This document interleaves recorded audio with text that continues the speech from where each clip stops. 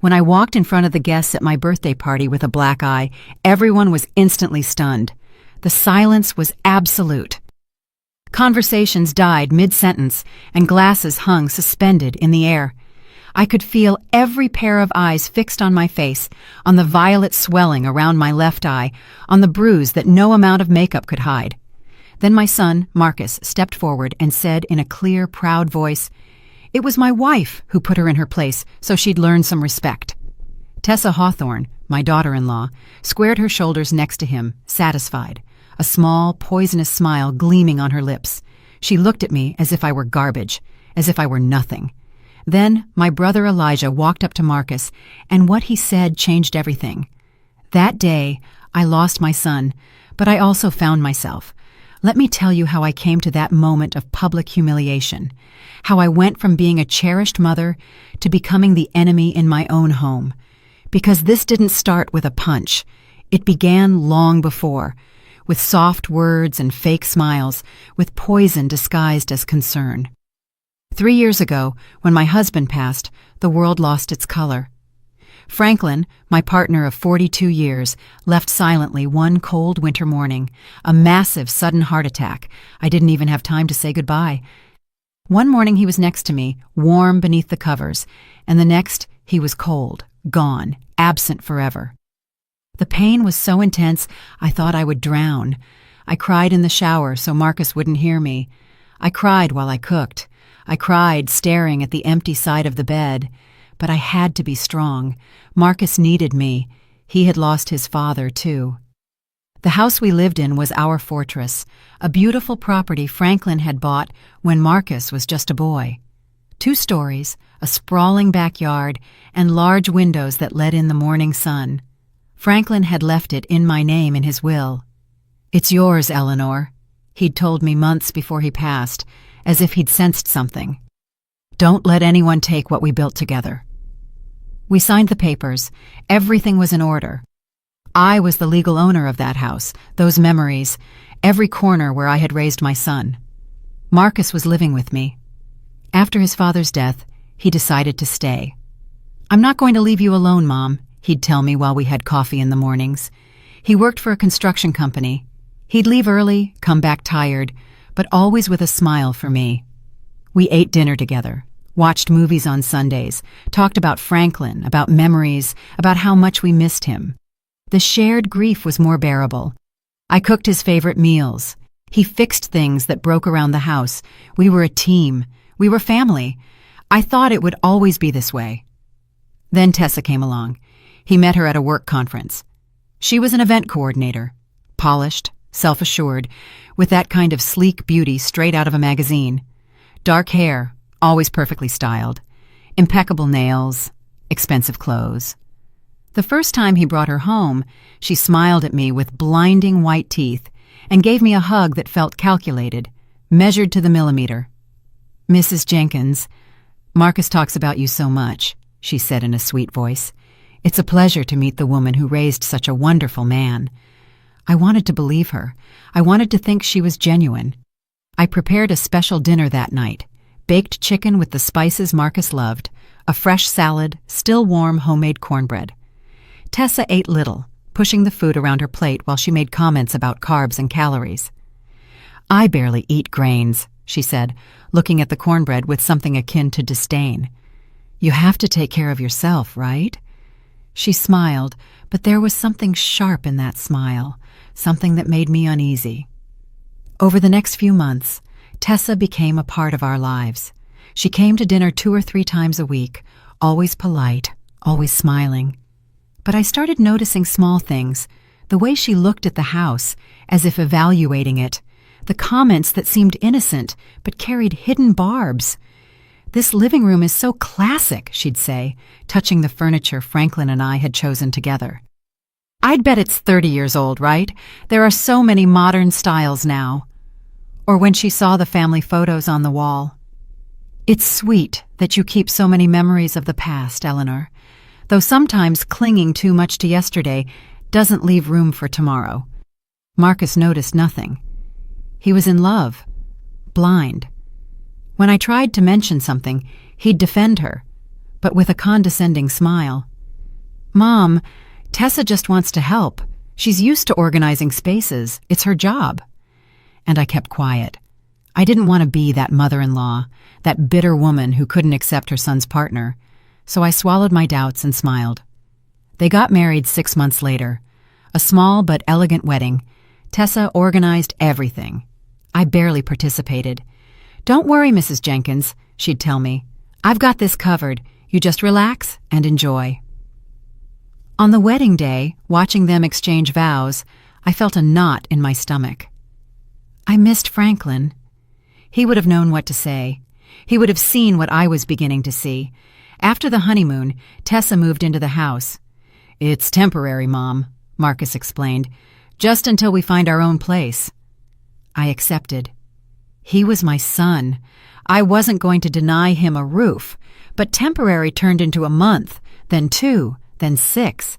And with each passing day, Tessa occupied more space. She reorganized the kitchen, changed the dining room curtains, moved the living room furniture. "We just need to feel at home, Eleanor," she'd say with that soft smile, and I let her because I didn't want trouble.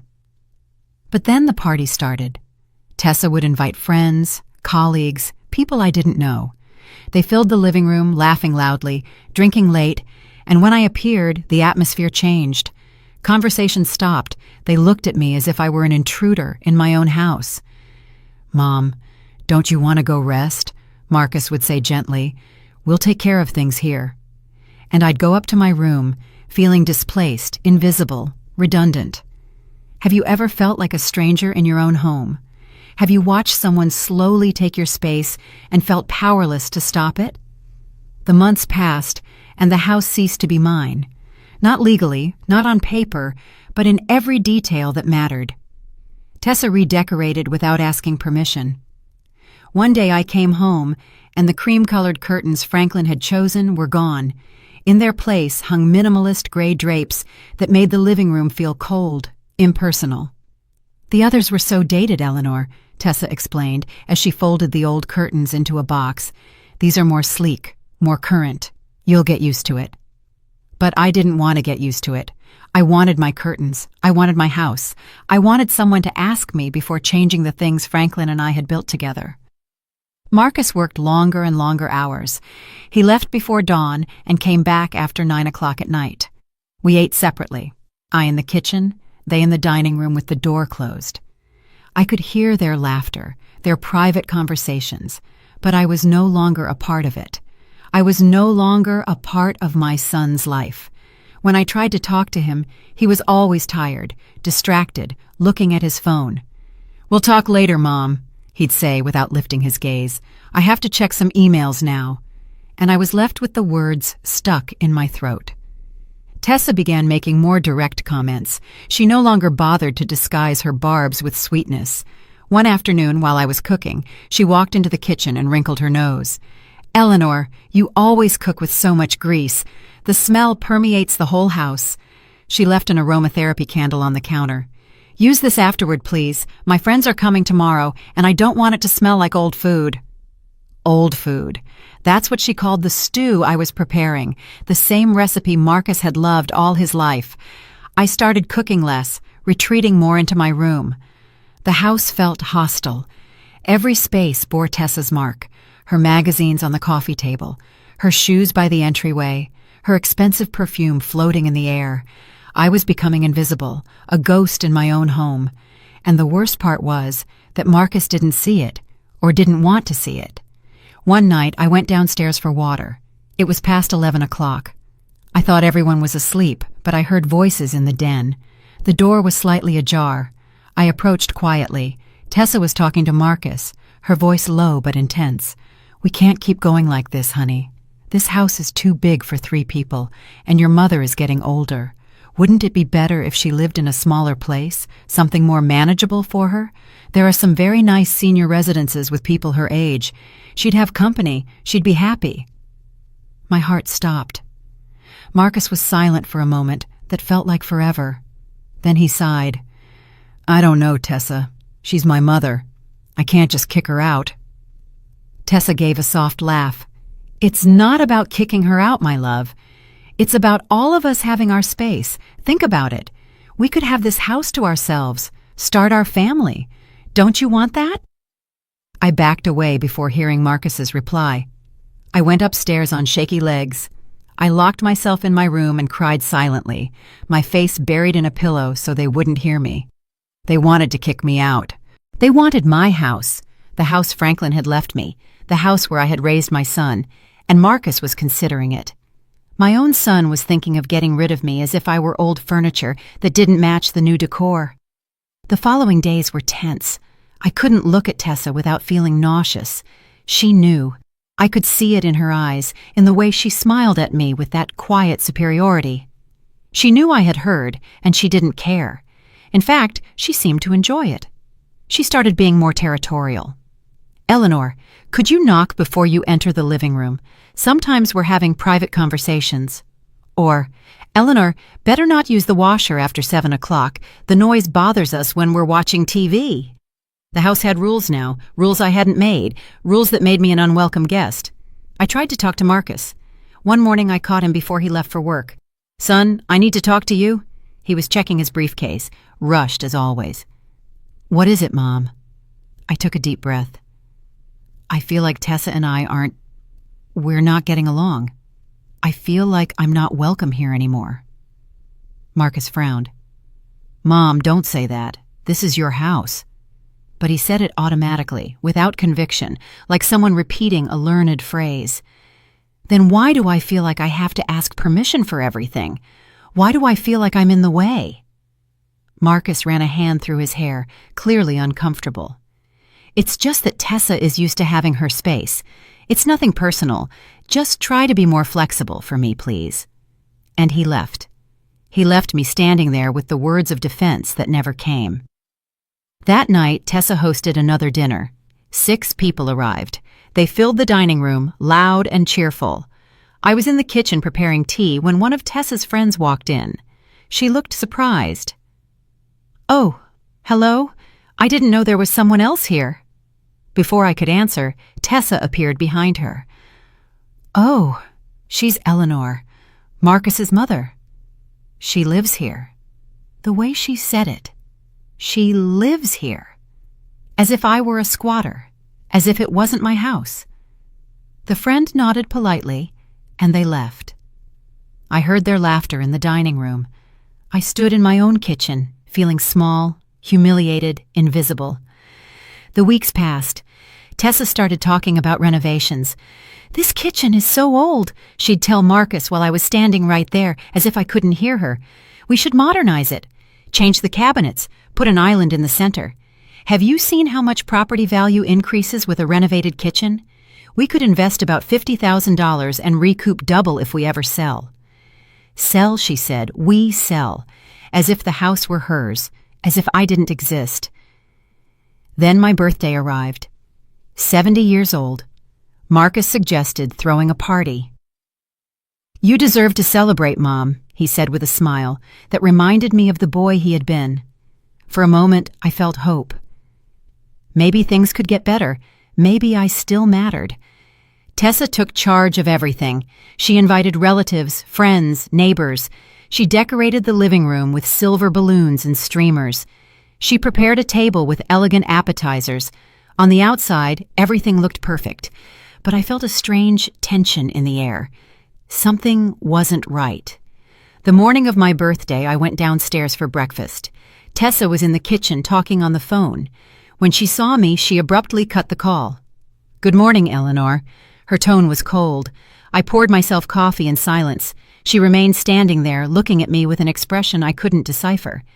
"Do you know what day it is?" I asked, trying to break the ice. "Yes, your birthday." Silence. "And also the day you should make important decisions about your future." My hand paused, the cup halfway to my mouth.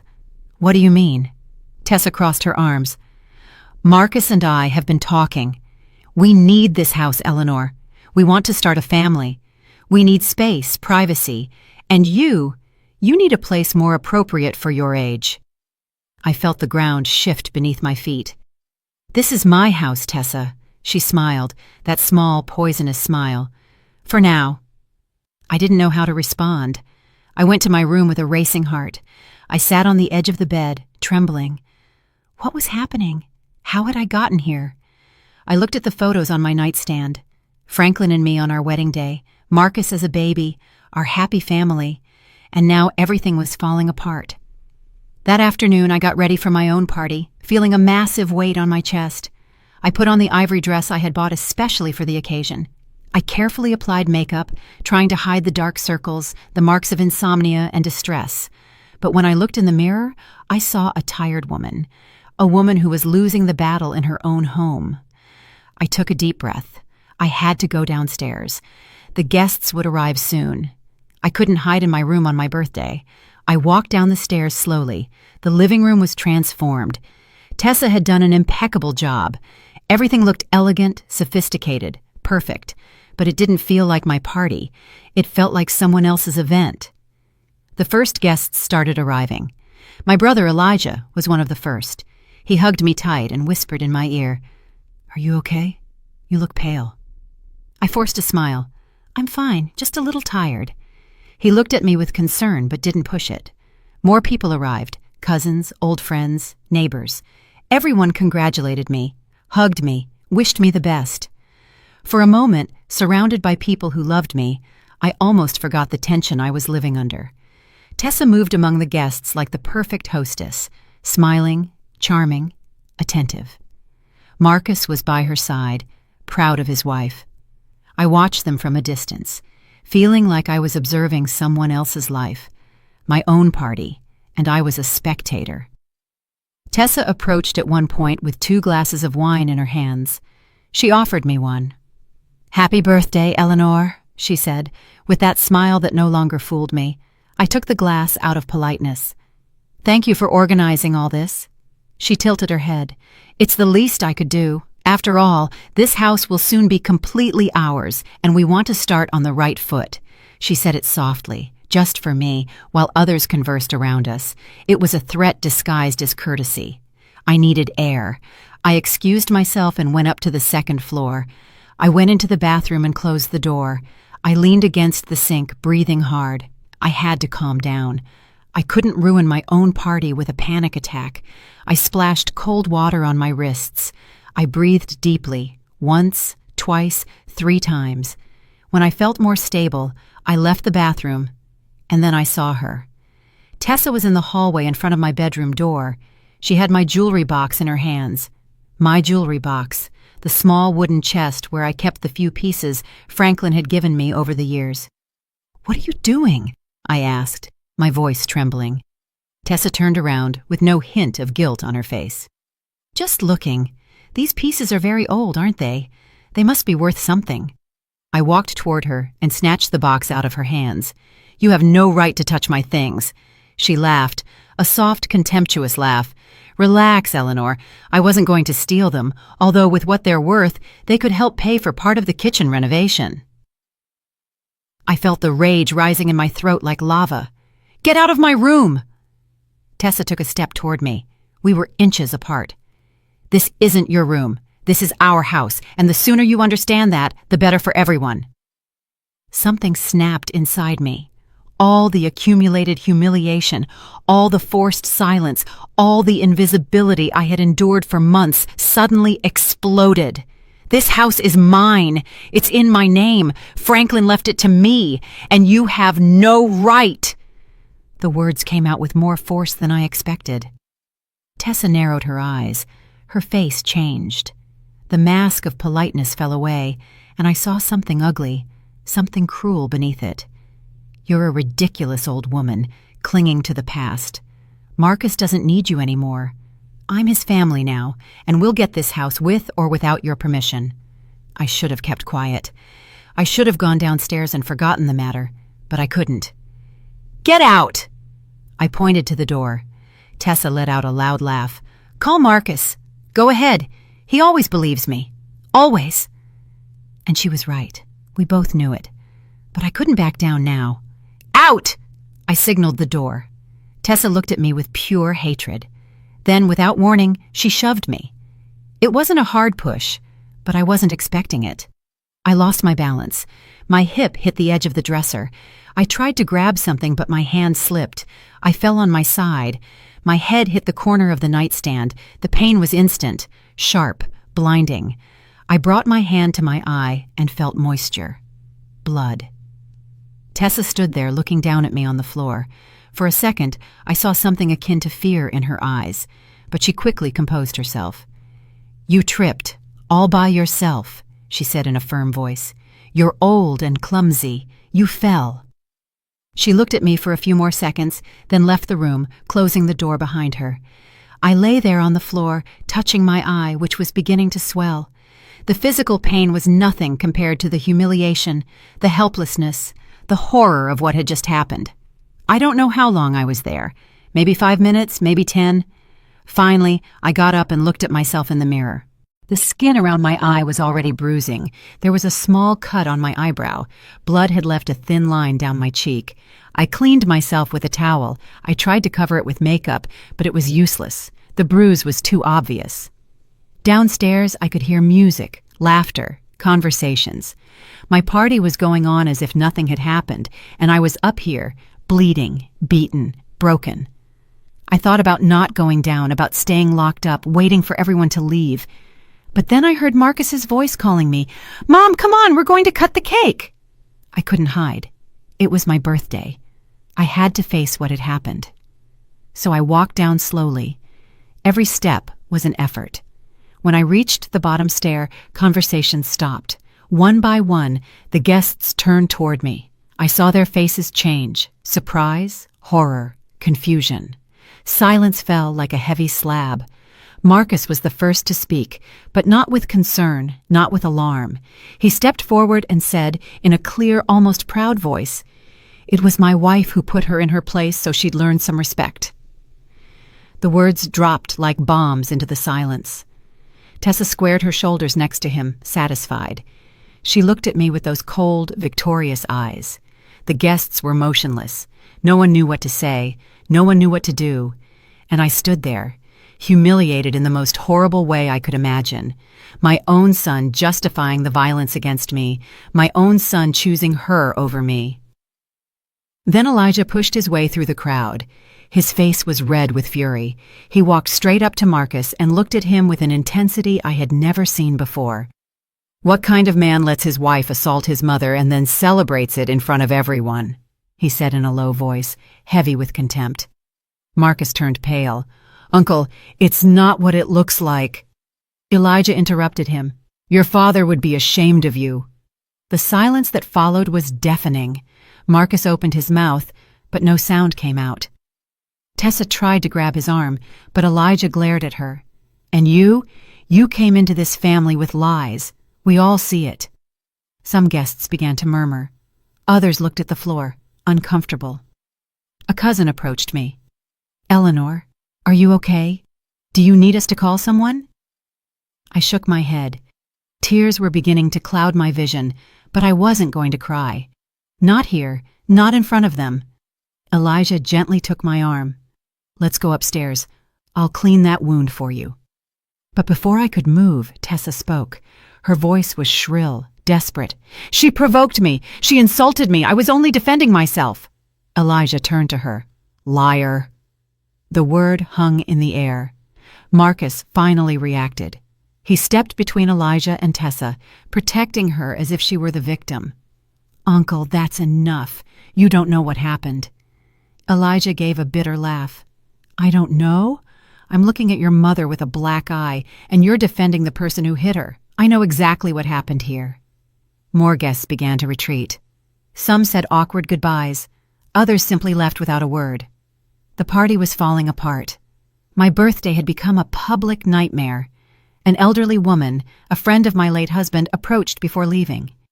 She took my hand and whispered, "Franklin would never have allowed this. Take care, Eleanor." And she left, those words piercing my heart. Elijah led me to the kitchen, closed the door, sat me on a chair, and began to carefully examine my eye. "This needs ice," he said as he opened the freezer. He wrapped ice cubes in a clean cloth and pressed it gently against my face. The cold made me flinch, but the pain began to subside a little. "How did it happen?" Elijah asked, his voice controlled, though I could see the contained fury in his eyes. I told him everything: the jewelry box, the argument, the shove, the fall. As I spoke, I watched his jaw tighten more and more. "This can't continue," he said when I finished. "This house is yours, legally yours. She has no right." I dried the tears that had begun to fall without permission. "But Marcus, he's on her side. He didn't even ask if I was okay. He just defended her." Elijah clenched his fists. "Marcus is blinded, but he's going to wake up. And when he does, he's going to regret it." I wanted to believe him. I wanted to think that my son would return to the man I had raised. But something inside me had broken that night, something that might never be repaired. The kitchen door burst open. Marcus walked in with Tessa on his heels. "Mom, we need to talk," he said in a serious tone. Elijah stood up, interposing himself. "Don't come near her." Marcus looked at him with frustration. "She's my mother. I have the right to talk to her." Elijah didn't move. "You lost that right when you let your wife hit her and humiliate her in front of everyone." Tessa intervened, her voice sharp and defensive. "It was an accident. She tripped. I didn't touch her." I looked at her. There she was, lying brazenly, without an ounce of remorse on her face. "You pushed me," I said, my voice trembling but firm.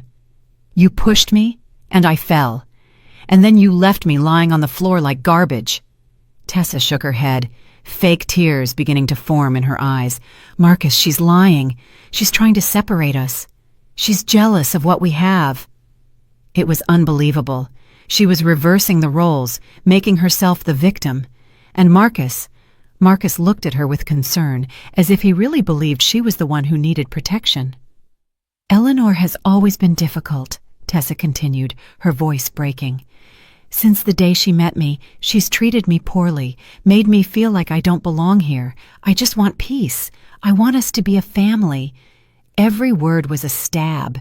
She was building a narrative where I was the villain and she was the innocent victim, and Marcus was buying all of it. "Mom," he said, turning toward me, maybe you need to rest. You're stressed. Confused." Confused. He was calling me confused. As if I were crazy, as if I had invented everything. Elijah exploded. "Are you listening to yourself, Marcus? Your mother has a black eye, and you're trying to convince her that she's confused?" Marcus ran his hands through his hair, overwhelmed. "I don't know what to believe. I wasn't there. I didn't see what happened." Tessa clung to his arm, sobbing against his shoulder. "She hates me, Marcus. She's never accepted me. Now she's inventing things so you'll kick me out of the house." It was a masterful performance, and it was working. I stood up from the chair.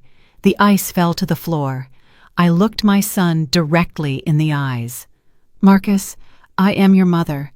I raised you alone after your father died. I gave you everything I had. I loved you unconditionally. And now you're calling me a liar to protect a woman who hit me." My voice broke on the last word. Marcus looked away. He couldn't hold my gaze, and in that moment I knew I had lost him. Maybe not forever, but certainly in that instant. Tessa had won. "I want you to leave," I said with all the dignity I could muster. "This is my house. I want you to pack your things and go." Tessa stopped crying instantly. Her face hardened. "This house is too big for you alone. You need help. You need supervision." The word supervision sounded like venom. Elijah stepped forward. "The only one who needs to leave is you. Eleanor is the legal owner of this property. You can leave voluntarily, or we can call the police and have you forcibly removed." Marcus finally spoke, and his words shattered me. "We're not leaving. This house should be mine. My father built it for our family, for me. It's not fair that Mom has everything when I need to start my own family." There it was, the truth. He didn't care about my well-being. He didn't care that I had been hit. He cared about the house, the property, the money. Tessa had planted that idea in his head, and now he was repeating it as if it were his own. "Your father left this house to me because he trusted I would take care of it," I said, my voice trembling. "Because he knew it was my refuge, my security, and you want to take it from me." Marcus didn't answer. Tessa did.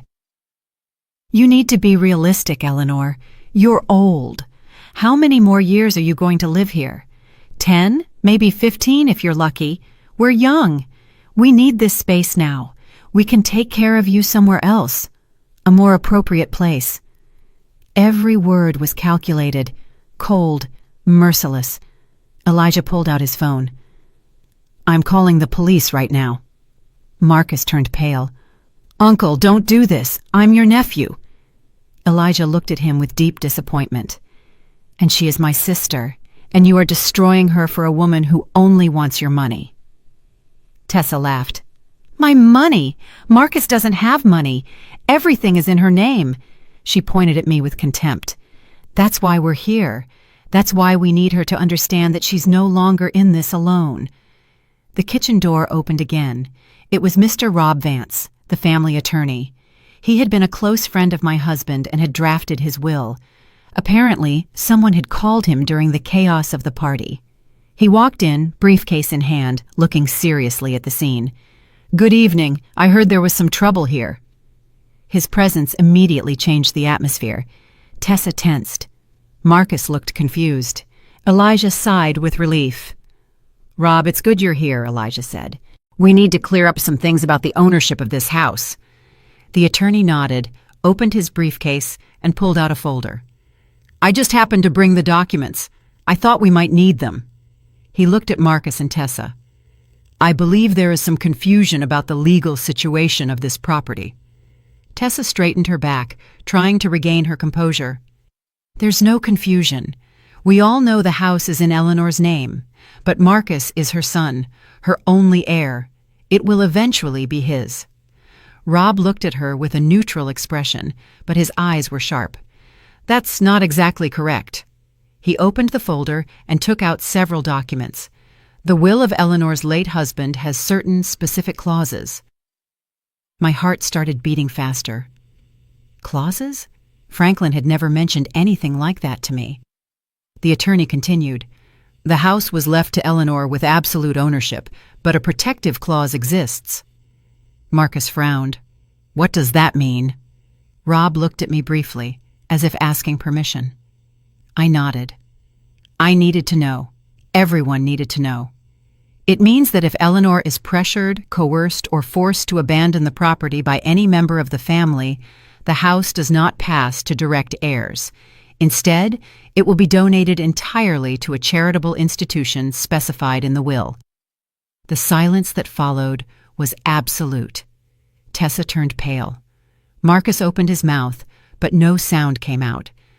The attorney's words hung in the air like a sentence. Tessa was the first to react. "That's ridiculous! It can't be legal!" Rob looked at her with professional calm. "It is completely legal. Mr. Jenkins made his intentions very clear. He wanted to protect his wife from any kind of family pressure after his death.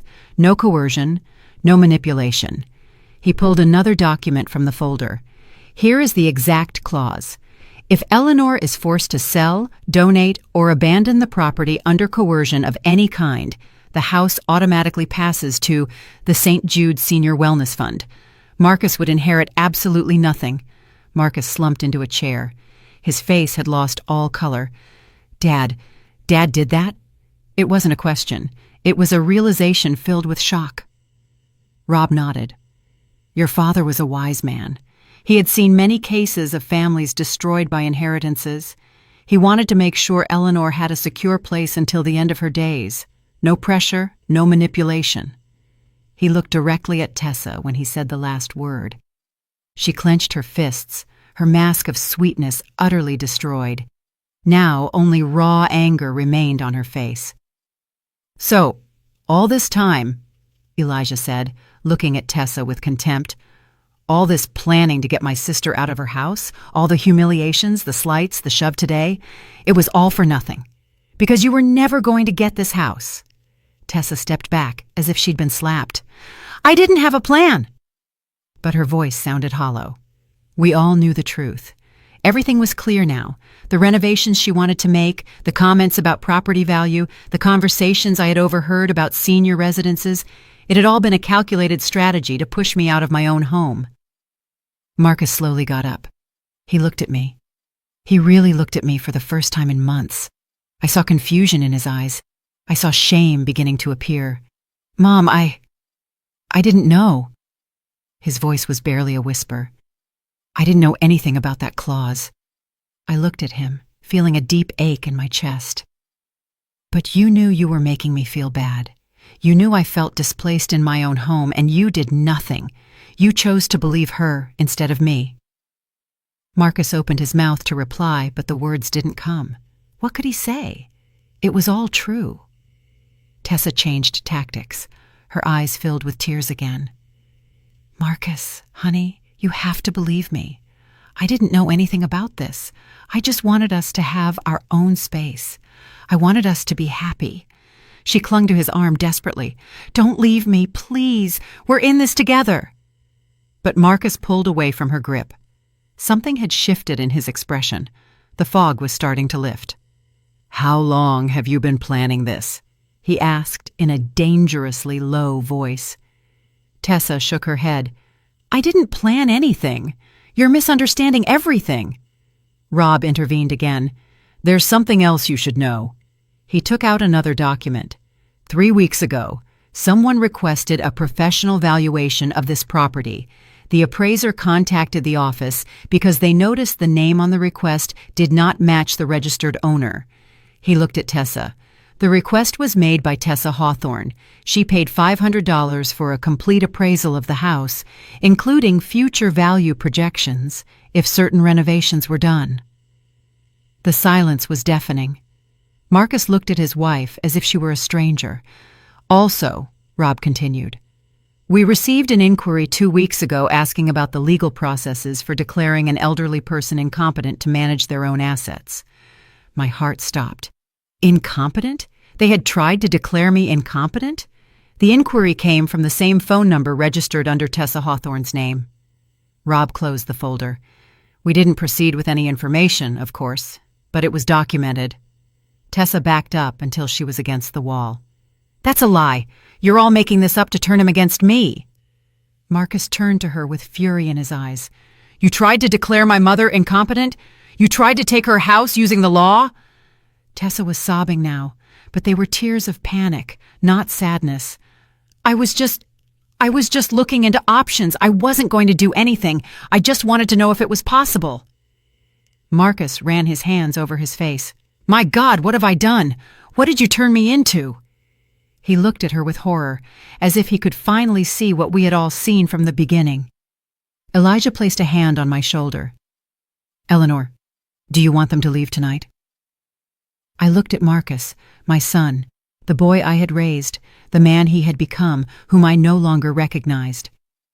Part of me wanted to scream at him, wanted to throw him out of the house immediately, but another part, the part that had been a mother for so long, still felt love for him. A wounded, broken love, but love nonetheless. "Marcus can stay tonight," I said in a tired voice. "But she leaves now." Tessa's eyes widened in shock. "You can't do this. I'm his wife." I looked at her directly. "This is my house, and I want you out of it." Marcus didn't defend her this time. He stood silent, staring at the floor.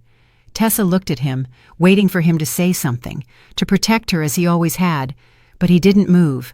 Reality had finally hit him. Rob spoke in a professional tone. "Mrs. Hawthorne, I suggest you pack your personal belongings and leave.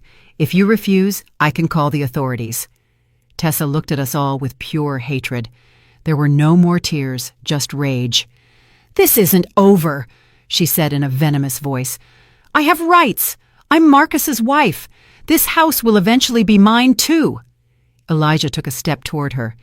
"You didn't listen to anything the attorney said, did you? This house will never be yours. Never. And if you keep pushing, if you keep trying to get Eleanor out, the house will go to charity, and neither you nor Marcus will see a penny." Tessa gritted her teeth. She looked at Marcus one last time. Are you going to let them kick me out like this? Are you choosing her over me? Marcus finally looked up. His eyes were red. I think you already chose a long time ago. You chose this house over me, over us. His voice sounded broken. Tessa let out a bitter laugh.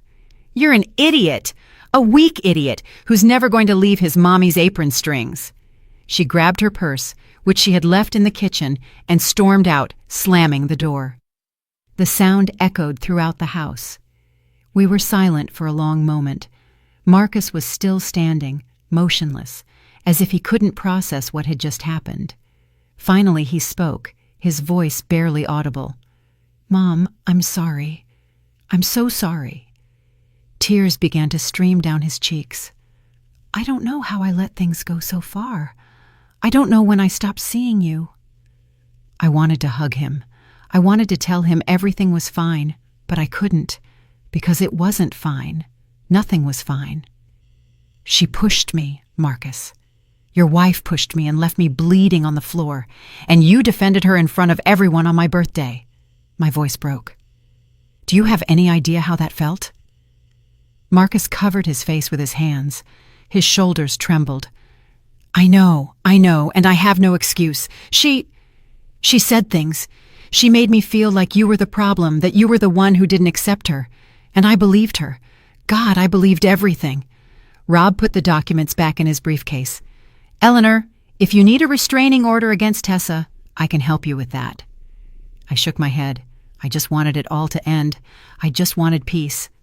For now, I just want her gone and not to come back. The attorney nodded. Understood. But if she contacts you, if she threatens you in any way, call me immediately. He gave me his card, although I already had his number. I'll stay available just in case. He said goodbye and left, leaving the three of us in the kitchen. Elijah broke the silence. Marcus, you need to decide what you're going to do, but whatever it is, your mother can't keep living with this tension. Marcus nodded without looking up. I know. I need to think. I need to process all of this. He looked at his left hand, where his wedding ring glistened. He slowly took it off and placed it on the table. The sound of the metal against the wood sounded final, definitive. I couldn't sleep that night. I stayed awake in my room with the door locked for the first time in years. My eye throbbed. The swelling had worsened, and the bruise extended to my cheek. Every time I closed my eyes, I saw the scene repeat itself. The shove, the fall, Tessa's face looking at me on the floor without remorse. And worse, I saw Marcus defending her in front of everyone. Those words echoed in my head over and over. It was my wife who put her in her place. My own son, my child. How had it come to this? I heard movement in the house throughout the night. Footsteps coming and going, doors opening and closing, muffled voices. I didn't know if Marcus was still here or if he had left with Tessa. Part of me wanted to know. Another part was afraid of the answer. Elijah had stayed in the guest room. He had told me he wouldn't leave me alone tonight, that he would stay until he was sure I was okay. His presence gave me some comfort, but it couldn't erase the pain in my chest, a pain that had nothing to do with the physical blow. When dawn finally broke, I went downstairs carefully. The house was silent. The remnants of the party were still everywhere. Deflated balloons on the floor, abandoned glasses on the tables, plates with half-eaten food. Everything looked sad in the gray morning light. I walked to the living room window. Marcus's car was still in the driveway. He was still here. I didn't know if that relieved or distressed me more. Elijah appeared in the kitchen doorway. He was carrying 2 cups of coffee. He offered me one. You didn't sleep at all, he said. It wasn't a question. The dark circles must have been obvious. I couldn't. I gratefully took the cup. The coffee was hot and strong, exactly what I needed. We sat in silence for a moment. Then Elijah spoke. Rob called me an hour ago. Tessa tried to contact him last night. She wants to negotiate. I looked up, surprised. Negotiate what? Elijah grimaced. She wants money. She says if he pays her a certain amount, she'll sign the divorce without issue and leave without making a scandal. If not, she's threatening to take this to the media. She says she'll tell them the family is throwing her onto the street. I felt nauseous. Of course she wanted money. Everything had always been about money. How much is she asking for?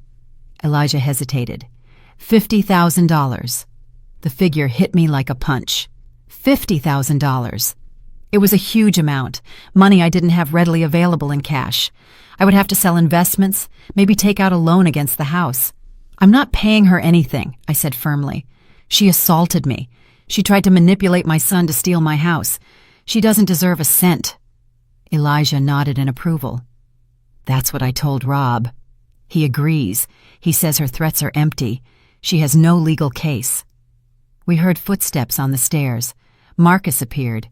He looked terrible. Swollen eyes, wrinkled clothes, messy hair. He had probably slept as little as I had. He looked at both of us cautiously. "Good morning," he said, his voice hoarse.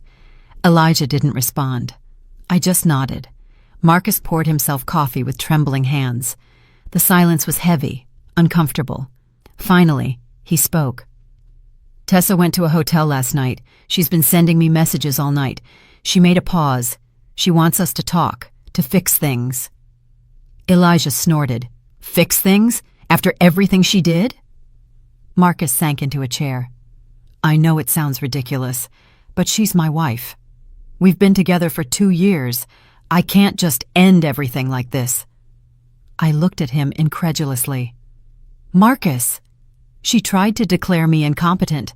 She investigated how to take my house. She hit me and left me bleeding. And you want to fix things with her?" My voice rose in volume. "What more does she have to do for you to open your eyes?" Marcus rubbed his face with his hands. "You're right. I know, but it's complicated. I love her. Or I loved her. I don't know anymore." His voice broke. "Everything is so confusing. I thought I knew her. I thought we were happy. And now I discover that everything was a lie, that she only wanted the house, that I was just a means to get what she wanted." Tears started rolling down his cheeks again. "I feel so stupid, so used." Part of me wanted to console him. He was my son after all.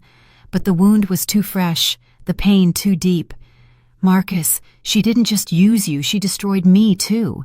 She turned my house into a place where I felt like a stranger. She made me feel like I was in the way. She humiliated me in front of everyone, and you let her do it. You participated in it." Marcus nodded miserably. "I know, and I'll never be able to forgive myself." He looked up at me. His eyes were red and swollen. "Will you be able to forgive me someday?" I didn't know what to answer. Could I forgive him? A mother's love doesn't disappear just like that. But the trust was broken. The respect was damaged. "I don't know, Marcus. I need time. I need space. I need to heal." My voice sounded tired. "And you need to decide what kind of man you want to be, because the man who defended his wife after she hit his mother is not the son I raised." Elijah stood up. "I'm going to be direct, Marcus. You need to leave this house for a while. Your mother needs peace. She needs to feel safe in her own home, and right now, your presence only brings her pain." Marcus turned pale. "You want me to leave my childhood home?" Elijah didn't flinch. "This isn't your home. It's your mother's home. And after what happened yesterday, she has every right to ask you to leave." Marcus looked at me, hoping I would contradict him, hoping I would say he could stay, but I didn't. Elijah was right. I needed him to leave. I needed to breathe without feeling the constant tension. I needed my space back. "I think it's best," I said finally. "For now, until things calm down." Marcus closed his eyes as if he had received a blow.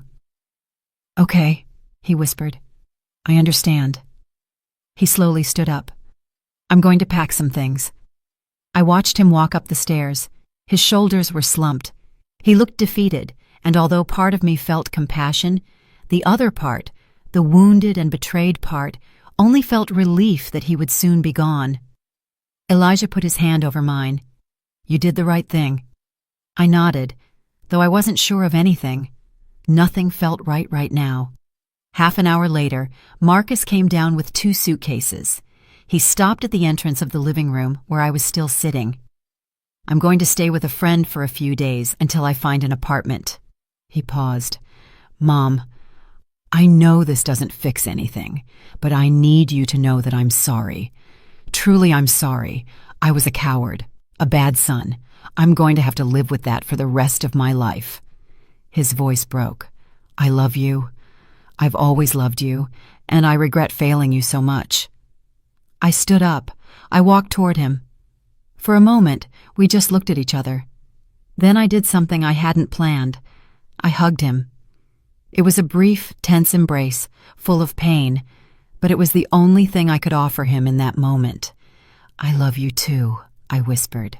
"That's why this hurts so much." We separated. Marcus picked up his suitcases and walked out the door. I heard his car start. I heard the sound fading down the street, and then silence filled the house.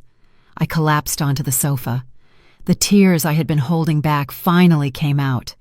I cried for my son, for the relationship we had lost, for the broken trust, for the pain of watching someone you love choose someone else over you again and again.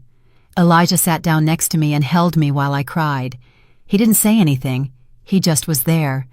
Sometimes that's all you need, someone present in your pain without trying to fix it. The following days passed in a strange haze. The house was silent in a way I had never experienced before. It wasn't the peaceful silence of being alone. It was the heavy silence of absence, of unspoken things, of broken relationships. I looked at myself in the mirror every morning and saw the bruise changing color, from dark violet to yellowish green. It was a constant reminder of everything that had happened, a map of pain painted on my face. Elijah stayed with me for that first week. He cooked when I didn't have the energy. He answered the phone when I didn't want to talk to anyone. Several people called after the party, some with genuine concern, others with morbid curiosity disguised as caring. "Is it true what happened, Eleanor?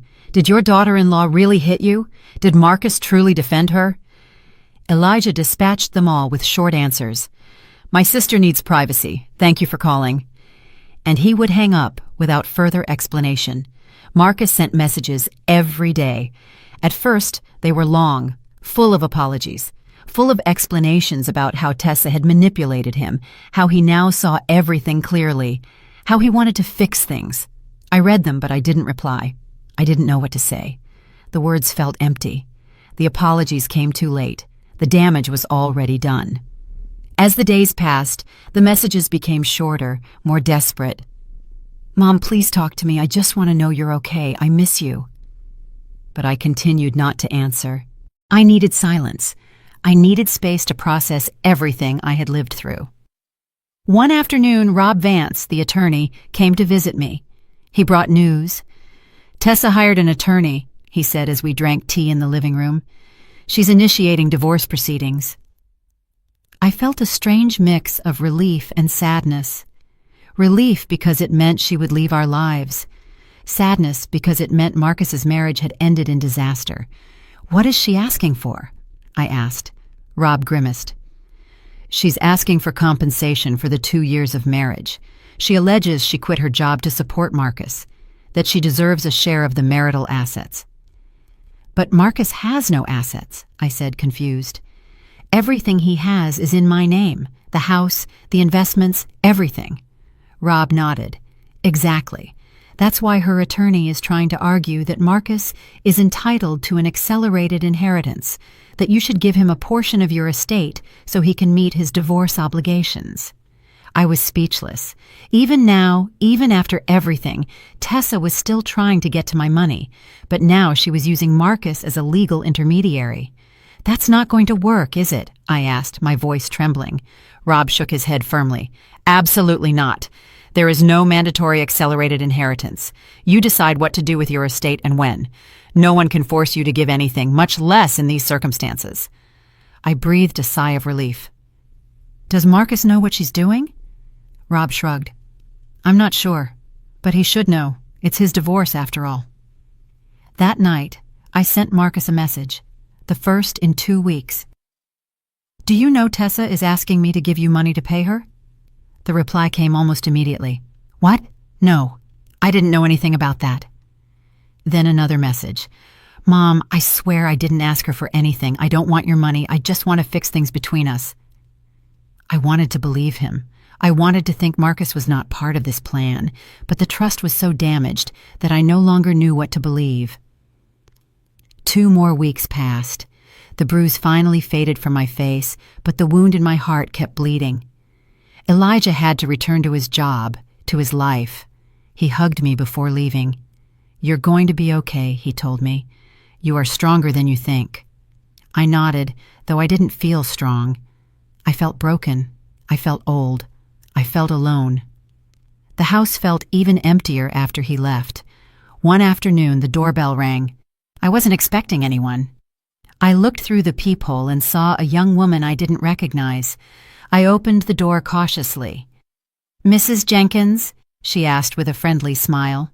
I nodded. I'm a private investigator. I was hired by your son's attorney. My heart raced. Marcus had hired an investigator? For what? I've been looking into Tessa Hawthorne's financial past, the woman continued, and I found information I think you should know. I invited her in. We sat in the living room. She opened a folder full of documents.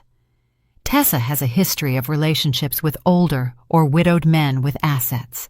Her previous marriage ended when the husband's family discovered she was falsifying documents to transfer properties into her name. A chill ran down my spine. Marcus knows this? The investigator nodded. He was the one who hired me. When he started suspecting, he wanted to know the truth. And the truth is, Tessa is a professional scammer.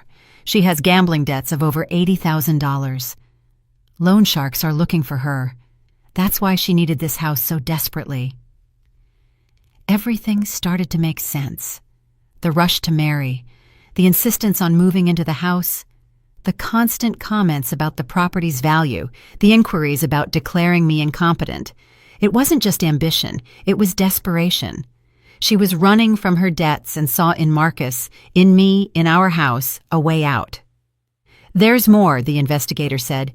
She was in contact with real estate agents 3 months before the incident on your birthday. She asked them how long it took to sell a property after the owner was declared unfit to make decisions. She had a detailed plan. I covered my mouth with my hand. The horror of what could have happened hit me like a wave. If I had been weaker, if I hadn't had Elijah, if Rob Vance hadn't arrived that night with the documents, Tessa could have succeeded. She could have taken everything from me, my house, my dignity, my freedom. Marcus saw all this? I asked. The investigator nodded. Yes, and he was devastated. That's why he's proceeding with the divorce without any resistance. He wants her out of his life as quickly as possible. After the investigator left, I sat in silence for a long time, processing everything I had heard. Tessa was worse than I had imagined. She wasn't just an ambitious or manipulative woman. She was a criminal, a predator who sought vulnerable victims. And she almost succeeded. She almost destroyed my life. She almost destroyed my son. The phone rang. It was Marcus. I hesitated before answering. Finally, I did. Hello, Mom. His voice sounded tired. The investigator came to see me. I confirmed. There was a long silence. Now you understand why I feel so stupid, so used. I married a scammer and I didn't see the signs. She was good at what she did, I said softly. She fooled both of us. Marcus sighed. But you saw it before I did. You tried to warn me, and I didn't listen to you. I treated you horribly to defend her, and now I have to live with that. His voice broke. Will you ever be able to forgive me? The question hung between us. I closed my eyes. I thought about all the pain, the humiliation, the betrayal, but I also thought about the good years, the boy I had raised, the man he could become again if he learned from this. I don't know if I can forgive you right now, I said honestly, but I want to try, with time, with space, with therapy maybe. I heard Marcus exhale as if he had been holding his breath. I want to try too, Mom. I want to get our relationship back. I want to be the son I deserve to be, the son Dad would have wanted me to be. Tears started rolling down my cheeks. Your father would be disappointed in what happened, I said. But he would also believe in second chances. He always believed in them. We talked a little more, cautiously, carefully, like two people who knew each other a long time ago and were trying to recognize each other again.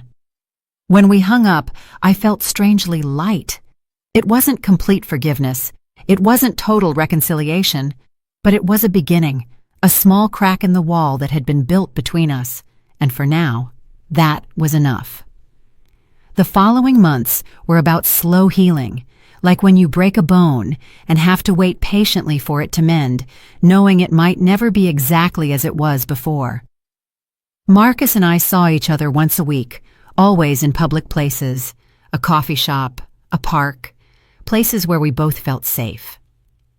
The first meetings were awkward, long pauses between words, looks that weren't sustained. But little by little, very little by little, we began to find something similar to what we had lost. Marcus started therapy. He told me about it one afternoon while we had coffee. The therapist says I was a victim of psychological abuse, he said, looking at his cup. That Tessa used classic manipulation techniques: isolation, gaslighting, gradual control. He paused. But that doesn't excuse me, Mom. I made choices too. I chose to believe her over you. I chose to ignore the signs, and that's something I have to carry. I nodded. He was right. Being a victim didn't erase the consequences of his actions. The divorce process was long and ugly. Tessa fought every point. She asked for compensation for time invested. She asked for emotional damages. She even asked for the clothes Marcus had given her. Her attorney sent letter after letter, threat after threat. But Rob Vance was relentless. He presented all the investigators' evidence, the documents about her debts, the records of her searches on how to declare people incompetent, her previous marriages, and the patterns of fraud. Eventually, Tessa's attorney advised her to accept a quick and clean settlement, or she would face criminal charges. One afternoon, Rob called me with news. Tessa settled, he confirmed. The divorce is finalized. She receives nothing except her personal belongings, and there is a permanent restraining order. She cannot approach either you or Marcus within 200 yards. I felt a huge weight lift from my shoulders. She was gone, truly gone. Where is she now? I asked. Rob hesitated. I understand she left the state, probably fleeing her creditors, but that's no longer our problem. Marcus moved into a small apartment. He invited me to see it one Saturday. It was modest, a single bedroom, basic furniture, nothing luxurious, but it looked clean, tidy. There were family photos on the walls, photos of him as a child, photos with Franklin, photos with me before everything fell apart. I'm starting over, he told me as he prepared tea. No pretense, no living beyond my means. Just me, working, healing. He showed me his space with a kind of shy pride. He was a different man than the one who had defended Tessa that horrible night. But the real test came months later. It was a quiet Sunday. Marcus came to visit me at the house for the first time since he had left. He walked through the rooms slowly, touching the walls, looking at the photos, remembering. When we reached the kitchen, he stopped. "This is where everything exploded," he said softly. "This is where Uncle Elijah told me Dad would be ashamed of me." His eyes filled with tears. And he was right. Dad would be ashamed. I am ashamed. We sat at the table. The same table where we had shared thousands of meals. "Mom, I need to tell you something," Marcus began. "And I need you to listen to me until the end." I nodded. He took a deep breath. "I've been working with the therapist on accountability, on not hiding behind excuses, and I realized something." He paused. "Tessa manipulated me, yes, but I let her, because deep down, a part of me wanted this house. I wanted what Dad built, and that made it easier for her to manipulate me." I kept quiet, letting him continue. "When she suggested things about you, that you were difficult or dated, I didn't stop her. Why?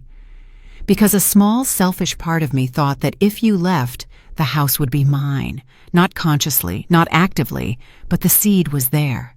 Tears rolled down his cheeks now. And that's why I'm just as guilty as she is, because my ambition, my greed, allowed all this to happen. It was painful to hear, but it was also necessary. It was the raw truth we had been avoiding. I appreciate your honesty, I finally said. And you are right. Tessa couldn't have manipulated you if she hadn't found something in you to cling to. Marcus nodded miserably. I know, and that's why I don't expect you to forgive me completely. I don't expect things to go back to how they were. I just hope to be able to prove to you, with time, that I am better than my worst decisions. I extended my hand across the table. He took it. Marcus, your father and I raised you to be a good man. And good men make mistakes. Big mistakes sometimes, but they also learn, they also grow, they also find redemption. I squeezed his hand. I'm not going to lie and say everything is fine, because it's not. But I am willing to walk with you while you work on being better. That's all I can offer you right now. Marcus sobbed. He stood up and hugged me, a long hug, a hug that asked for forgiveness without words. I hugged him back. My boy, my broken son, trying to put himself back together. I love you, Mom, he whispered. I'm so sorry. I'm sorry for everything. I cried with him, for everything we had lost, for everything we could still regain, for the long road that still lay ahead. After that day, something changed between us. It was as if we had finally cleaned the wound. It hurt, it stung, but now it could truly begin to heal. Marcus started coming over more often. Not too much. He didn't try to force things, but every week, every month, we rebuilt a little more of the bridge between us. We occasionally had dinner together. He fixed things that broke around the house. I cooked his favorite meals like before. One day he told me he had met someone, a woman from his work. She's different from Tessa in every way, he told me with a shy smile. She's honest, transparent. She has her own apartment, her own car, her own life. She doesn't need anything from me except companionship. He paused. And this time I'm going slow. This time I'm paying attention to the signs. This time I'm going to listen to you if you see something I don't. I smiled. I'd like to meet her. When you're ready, no pressure. The months turned into a year, then 2. The anniversary of that horrible birthday party came and went. This time we celebrated with just Marcus, Elijah, and me. Something small, intimate, quiet. I blew out the candles on my cake, and Marcus hugged me. Happy birthday, Mom. I love you. And this time when he said those words, they felt true. They felt real. They felt earned. 2 years after that horrible night, I was in the backyard of my house, pruning the roses Franklin had planted decades ago. The morning sun was warm on my back. The flowers had bloomed spectacularly this season, red, yellow, peach-colored, each one more beautiful than the last. There was something therapeutic about caring for these plants, watching something that seemed dead in winter be reborn with such strength in spring. I heard a car stop in front of the house. It was Marcus, but he wasn't alone. A woman got out of the passenger side. Brenda. I had met her 6 months ago at a casual dinner. She was a middle school teacher. She had a genuine smile and kind eyes, and most importantly, she treated Marcus as an equal. She didn't flatter him. She didn't manipulate him. She simply accompanied him in his life in a healthy and balanced way. Hi, Mom. Marcus greeted me with a kiss on the cheek. Brenda hugged me warmly. Mrs. Jenkins, the roses look beautiful. I smiled at her. Thank you, dear. Your help last month made all the difference. We went inside the house. I had prepared lunch, chicken gumbo with rice and fresh salad. We sat at the table, the same table where so many things had happened, but now the bad memories were being replaced by new, better ones. We ate, chatting about trivialities, Marcus's work, Brenda's students, the flowers in the garden. It was normal. It was peaceful. It was what it should have been all along. After lunch, Marcus and I went out to the porch. We sat in the rocking chairs Franklin had built. Mom, I need to tell you something, Marcus finally said. My heart raced for an instant. Marcus must have noticed because he quickly added, It's something good, I promise. I breathed a sigh of relief. All right, tell me. Marcus turned to look at me. I asked Brenda to marry me, and she said yes. My first instinct was joy, but immediately fear came. Memories of Tessa. Marcus read my expression. I know what you're thinking, and I understand. After Tessa, I was afraid too. But Mom, Brenda is different, completely different, he continued. She knows everything that happened. I told her about Tessa, about how I treated you, about the divorce, everything, and she didn't run away. And there's something else. She insisted we sign a prenuptial agreement. She doesn't want any of my future assets if things don't work out. That surprised me and gave me hope. When is the wedding? I asked. Marcus smiled. We haven't set a date yet, but before planning anything, I needed your blessing. Brenda said she wouldn't marry me if you weren't comfortable, that your opinion is important, that family is built on mutual respect. I felt tears pricking my eyes. You have my blessing, I said in an emotional voice.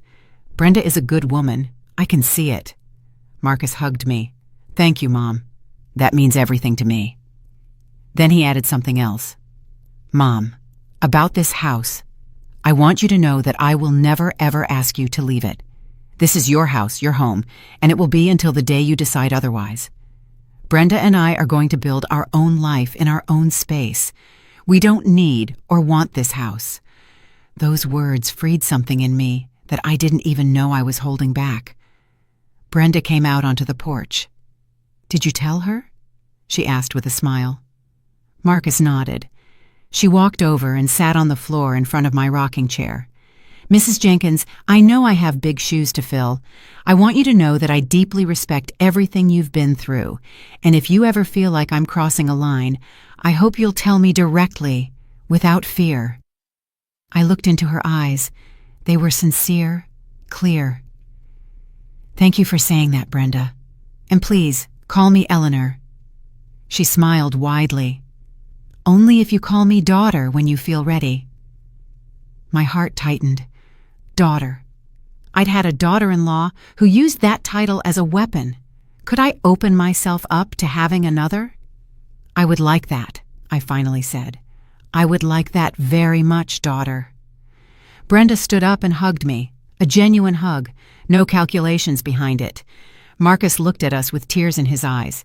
His family, fragmented and broken, was finding a way to heal. The following months were filled with wedding preparations. This time, I participated. Brenda consulted me on every decision, not because she needed my approval, but because she genuinely valued my opinion. The wedding was held in a beautiful garden, small, intimate, just close family and true friends. When Marcus and Brenda exchanged vows, I cried, but they were different tears than the ones I had shed 2 years prior.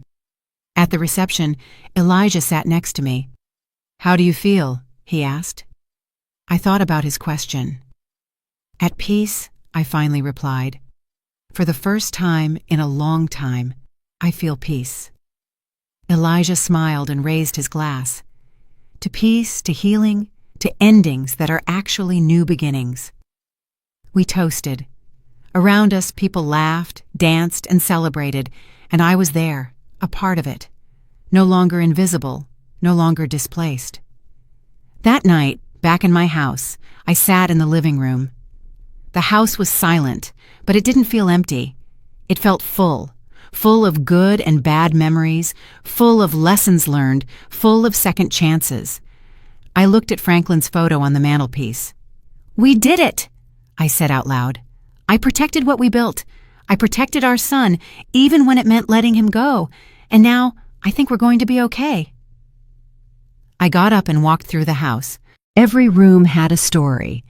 The kitchen where Tessa and I had our final confrontation, the living room where I had been humiliated in front of everyone, but also the table where Marcus and I had begun to rebuild our relationship, the porch where I had received his request for a blessing, the garden where Franklin's roses bloomed every year without fail. This house had witnessed my worst moment, but also my greatest strength. Here I had learned that protecting myself wasn't selfish. I learned that setting boundaries wasn't cruel. I learned that sometimes the greatest love you can give is refusing to be destroyed, because only by remaining whole can you be there when the people you love finally wake up, when they finally choose to be better. I went up to my room and looked in the mirror. 72 years old, lines on my face that told stories, eyes that had seen pain, but also redemption. You survived, I told myself. More than that, you won. Not with vengeance, not with hatred, but by staying true to who you are. I lay down in my bed, in my house, in my refuge that no one had been able to take from me. Sometimes protecting the past is saving the future. Franklin knew that when he wrote that clause in his will. He knew I would need protection, and he gave me the tools to defend myself, even after his death. Thanks to that, I was able to stand firm. I was able to say no. I was able to demand respect in my own house, and eventually, that firmness saved not only my home, but also my son. I closed my eyes, feeling gratitude. Gratitude for surviving, for healing, for having a second chance with Marcus, for meeting Brenda, for having Elijah as unconditional support.